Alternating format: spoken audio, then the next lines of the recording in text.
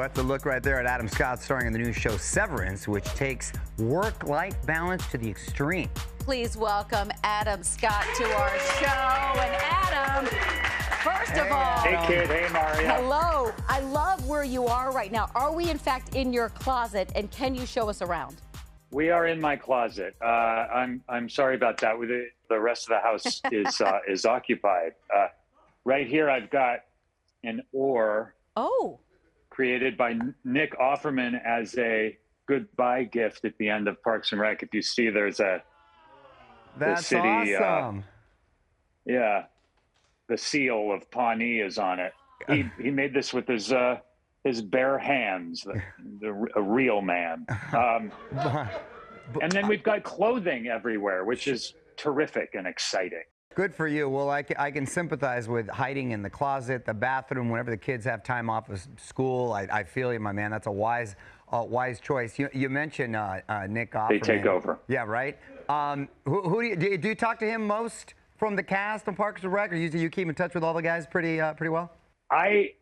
We all keep in touch. Actually, we have a text chain going that we're adding to it yesterday. Actually, everybody's in pretty close contact. It's a tight group. We're trying to figure out a time to get together in person. Awesome. Well, Adam, congratulations, man. You've been getting a lot of great reviews on your new show, Severance. And what a cool cast. I got to say, what an awesome cast you got.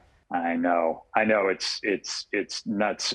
We've got Christopher Walken and John Turturro. Yeah. Patricia Arquette, who's unbelievable. We've got Britt Lowers, Zach Cherry, Tremel Tillman, tons of just great actors. And it's just sort of the biggest, most prestigious bench in the world. It's pretty. Nice. I couldn't believe who I would be working with day to day on this show. It's unbelievable. I love the premise. Yeah. It's fascinating. If you could permanently disconnect from work, would we? I think my wife would love that on a personal level.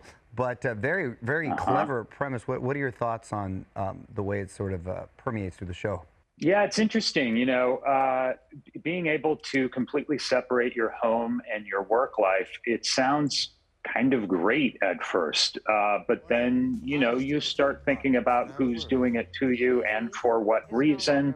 And it sort of, the idea sort of grows out from there. And you're obviously putting a lot of trust into whoever's doing it to you and what you're doing at work, because you could be doing anything. You would have no idea in the outside world. And that's the case with this company, Lumen, in the show. I love the fictitious name of Lumen for the company. I always love that kind of stuff.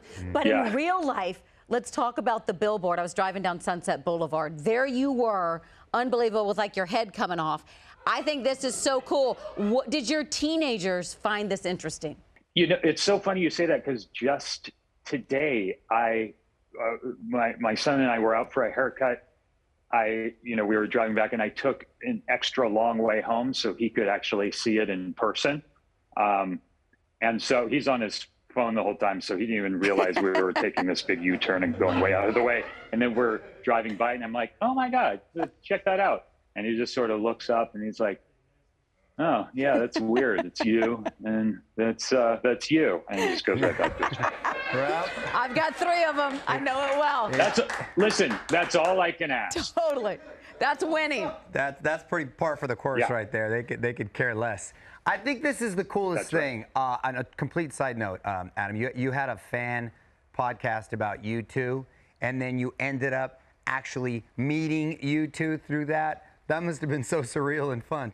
It was so weird. Like, my friend Scott Aukerman and I started this podcast because we were U2 fans, and because at home our wives were not a friendly ear for having a conversation about U2. They had had enough over the years. And so we found that in each other and thought, let's start a podcast, and then we can talk about U2 and rock music and whatever as much as we want.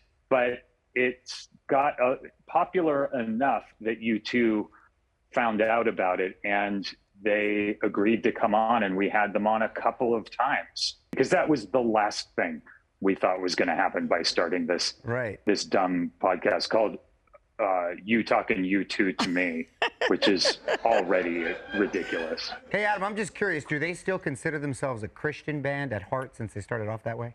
I don't know. There might be a different answer to that question for each of them. I'm not sure. I think, to this day, even on their last record, the issues they're struggling with have a lot to do with faith, and they're always singing or talking about the big tent issues, and certainly faith, life and death. Those are all sort of those big broad strokes they paint so expertly with. It's been over a decade since Party Down, and we're excited for it to return. When did you realize this was a cult hit? I guess it was a couple years after it ended, while we were doing it, I feel like, oh yeah, that's me at the costume fitting a few months ago. I think while we were shooting the show, no one knew about it. No one watched it. We couldn't even really get reviewed in, all the magazines and stuff.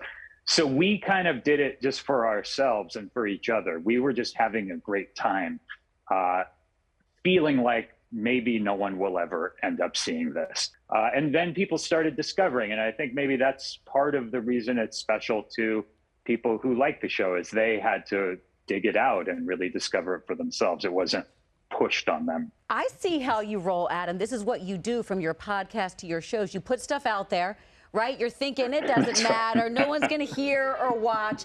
And then in the new cast, Jennifer Garner, blink twice if she's going to be your love interest. And Paul Rudd, I didn't know was the EP of the show. When did you guys become friends? We became friends. We went to the same acting school. We went to American Academy of Dramatic Arts. Back then it was in Pasadena. And he was already gone by the time I started, but he came and spoke at my graduation because he's already a big deal, because he had been in a Nintendo commercial and been a guest star on a TV show. So everyone was like, whoa, this is the guy. And so we sort of hit it off then at this graduate, and we sort of just became friends from there. And it's and that was '93, so it's been a while. Nintendo, that's you the made best. it, baby. Was he sexy back then, though? Good question. Oh, 100%. I've been saying it for years. This is the world's sexiest man by far. And so I'm just glad everyone finally caught up with me. Great seeing you. Congrats Thank you, Adam. on Thanks everything. for your time, man. You too. Thank you so much, you guys. Get out of the closet. You can go back to the kitchen. You can catch Severance streaming right now on Apple Plus.